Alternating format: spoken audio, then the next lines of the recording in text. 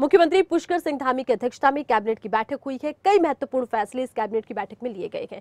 Cabinet बैठक में कुल 16 प्रस्तावों पर मुहर लगी है। बैठक में सीएम मेधावी छात्रवृत्ति योजना को मंजूरी मिली है। खास ये योजना है, इस योजना के तहत छठी से लेकर 12वीं तक के छात्रों को छात्रवृत्ति दी जाएगी। तो खास ये योजना है। इसके अलावा भी और कई ऐसे महत्वपूर्ण फैसले हैं जो इस बैठक में लिए गए हैं। कई ऐसे प्रस्ताव हैं जिन पर मुहर लगी है। कई ऐसे मुद्दे हैं जो काफी लंबे समय से चर्चा में थे। कुल 16 प्रस्तावों पर कैबिनेट की बैठक में मुहर लगी है। छात्रों से जुड़ी ये बड़ी योजना है, छात्रवृत्ति योजना है। छठी से 12वीं तक के छात्रों को छात्रवृत्ति दी जाएगी।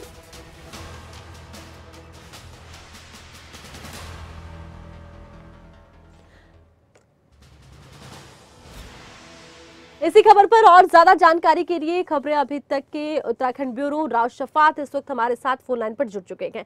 राज शफात, कैबिनेट की बैठक काफी महत्वपूर्ण रही है। कौन से बड़े फैसले कैबिनेट बैठक में लिए गए?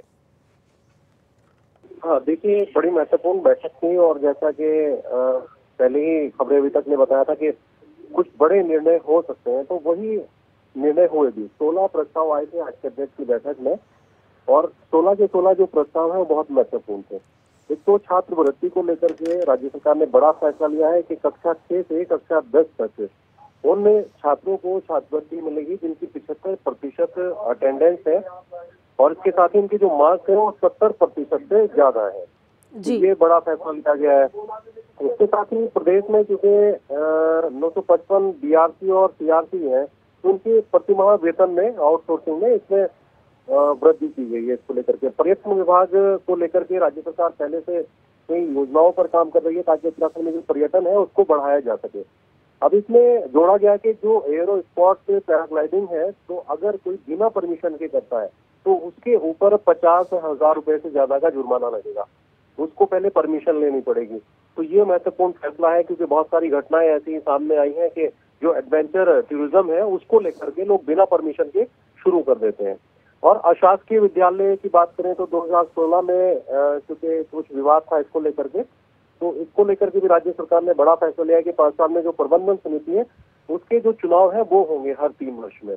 तो ये बड़ा फैसला है। तो अलग अलग 16 प्रस्ताव आज की कैबिनेट में मोहर लगी है। जी। तो कुल मिलाकर 16 प्रस्तावों पर मुहर लगी है। बहुत बहुत शुक्रिया, तमाम जानकारी राज शफात आपने दर्शकों तक पहुंचाई है। तो बड़ा फैसला छात्रों को लेकर लिया गया है और कुछ महत्वपूर्ण फैसले हैं जिनको लेकर जानकारी हम आपको ग्राफिक के माध्यम से देंगे और ग्राफिक के माध्यम से आपको बताते हैं कि कैबिनेट बैठक में कौन से महत्वपूर्ण फैसले लिए गए हैं। उससे पहले आपको सुनवाते हैं क्या कुछ इस बैठक के बाद कहा कि मुख्यमंत्री ने। अगला मत जो है ये अग्निशमन से संबंधित है। उत्तराखंड में पीछे कुछ अग्नि की घटनाएं हुई और फिर कुछ जांचें भी हुई और ये भी महसूस किया गया कि इसको स्ट्रेंथन करने की ज़रूरत है। तो कुछ मानक तय किए गए हैं और विभिन्न शहरों में जैसे प्लेन के बड़े शहर भी हैं, छोटे शहर भी हैं, इसी तरह पहाड़ के बड़े शहर भी हैं और छोटे शहर भी हैं। और 7 श्रेणियों में ये जो फायर ब्रिगेड की होंगे सेंटर, उनको 7 श्रेणियों में बांटा गया है डिपेंडिंग अपॉन के कौन पहाड़ में है और कितना बड़ा शहर है जहाँ प्लेन में है, और उसमें क्या वाहन होंगे, क्या मशीन होगी, क्या उपकरण होंगे, कितने कार्मिक होंगे, ये सारे मानक अभी तक तय नहीं थे उनको। अगला मत वित्त विभाग का है। इसमें वाणिज्य कर अधिकारी सेवा नियमावली में संशोधन है।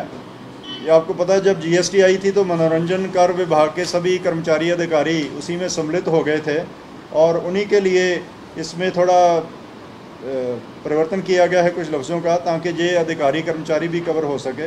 तो वाणिज्य कर शब्द को के स्थान पर राज्य कर शब्द लाया गया है। इसी तरह अयुक्त कर की जगह पर अयुक्त राज्य कर शब्द लाया गया है और इनमें जो मनोरंजन कर विभाग के संबंधित 9 पद थे उनको आरक्षित किया गया है ताकि वो भी समायोजित हो। प्रदेश में इको टूरिज़्म की पॉलिसी लाई गई है। आप जानते ही हैं कि 72% जो उत्तराखंड का क्षेत्र है, क्षेत्रफल है, वो उसमें फॉरेस्ट है और इको टूरिज़्म की बहुत बड़ी संभावनाएं हैं। कुछ जगह इको टूरिज़्म का काम फॉरेस्ट डिपार्टमेंट द्वारा किया गया है, जैसे धनौल्टी, आप में से काफ़ी लोग गए भी होंगे, काफ़ी अच्छा चल रहा है, लेकिन उससे भी कई 100 गुना संभावनाएं हैं। इसलिए एक इसको प्रमोट करने के लिए एक पिछली कैबिनेट ने एक मुख्य सचिव की अध्यक्षता में हाई पावर्ड कमेटी बनाई और जिला अधिकारी की अध्यक्षता में, जिसमें डीएफओ और जिला पर्यटन अधिकारी रहेंगे, जिला स्तर पर कमेटी बनाई है जो इको टूरिज़्म के सारे प्रस्ताव पे काम करेगी। आज कैबिनेट ने ये निर्णय लिया है कि जो नए इको टूरिज़्म स्थल विकास होंगे उसमें जितनी भी आय होगी उसका मात्र 10% ही ट्रेजरी में जमा किया जाएगा, 90% वो लोकल सोसाइटी में ही रखेंगे और उस 90% पैसे से वो विकास करेंगे ताकि इको टूरिज़्म की और ज़्यादा जो इंफ्रास्ट्रक्चर है जहाँ सुविधाएं देनी है विजिटर को वो दी। आज की कैबिनेट में कुल 16 मद आए। इसमें पहला मद जो था शिक्षा प्राथमिक शिक्षा विभाग का था, जिसमें ये काफ़ी समय से लंबित था, जो ब्लॉक रिसोर्स पर्सन और सर्कल रिसोर्स पर्सन इनकी भारत सरकार द्वारा इनको ऑनरेरियम पे रखा जाना है। तो ये कुल 285 बीआरसी और 670 सीआरसी रखे जाएंगे, कुल 955। इनको 40,000 रुपया प्रति माह दिया जाएगा और आउटसोर्सिंग एजेंसी के माध्यम से इनको रखा जाएगा। मद नंबर 2 माध्यमिक शिक्षा का है। इसमें ज़्यादातर प्रदेशों में ये है कि कोई बच्चा एक सब्जेक्ट में फेल हो जाता है जिसको कंपार्टमेंट कहते हैं, तो वो एक सब्जेक्ट का एग्ज़ाम दोबारा दे पाता है और पास हो जाते हैं ज़्यादातर।